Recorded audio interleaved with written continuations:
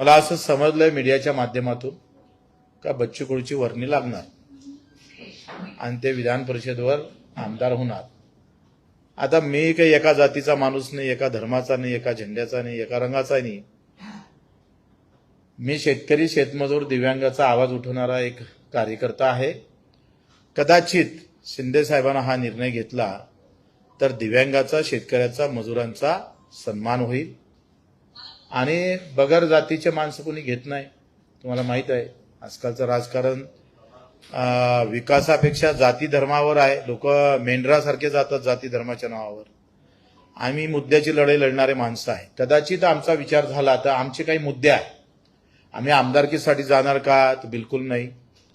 आमचे मुद्दे आहे का जे काही दिव्यांगाचे उर्वरित प्रश्न आहे त्याला लगेच कुठेतरी आम्ही पाहतो पूर्तता झाली पाहिजे।